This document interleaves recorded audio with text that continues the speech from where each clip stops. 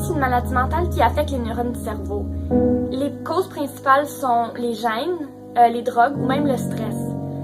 Les schizophrènes perdent contact avec leur réalité, donc c'est vraiment un manque de distinction entre le réel et le non réel.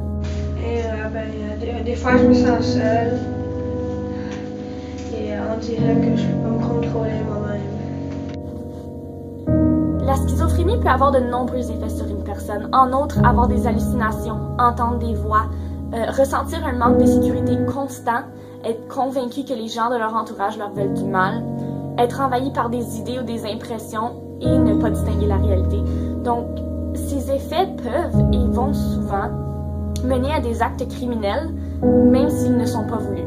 Et c'est pour cela que les schizophrènes sont beaucoup plus portés à commettre des crimes, souvent reliés à la violence, plutôt que les gens qui sont soi-disant normaux.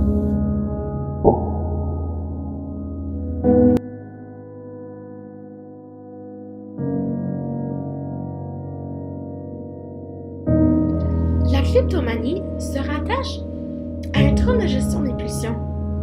En effet, les personnes souffrant de celle-ci ressentent le besoin de dérober un objet qui, pour la plupart du temps, a une valeur minime. La valeur de l'objet importe peu leur choix. Ce qui les motive vraiment est l'acte et le sentiment que celui-ci leur apporte. Les personnes souffrant de kleptomanie développent aussi l'obsession de commettre des vols, ce qui peut les influencer à devenir criminels dans le futur. Quelques symptômes se rattachent à cette maladie, c'est-à-dire l'envie irrépressible et cyclique de cambrioler, le sentiment d'une tension forte avant de commettre les crimes, ressentir du soulagement après l'acte, ainsi que l'inutilité des objets. Les causes de cette maladie mentale ne sont pas encore identifiées. De plus, il y a peu de traitements pour la kleptomanie. Celle-ci consiste d'une thérapie comportementale et cognitive. En somme, la kleptomanie est une maladie qui n'est pas si connue. Alors, pour aider à cette cause, nous devons en parler.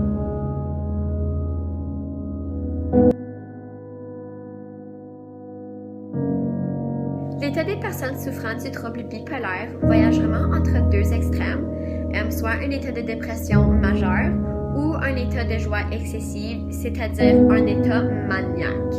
C'est justement ce décalage qui va inciter un comportement plus violent et spontané qui portera souvent ces personnes à commettre des crimes. Les changements d'humeur peuvent être graduels ou il peut virer à l'opposé très rapidement et ça devient alors difficile pour les personnes atteintes de ce désordre de gérer et puis d'être en contrôle de leurs émotions et puis des impulsions criminelles qu'elles vont ressentir.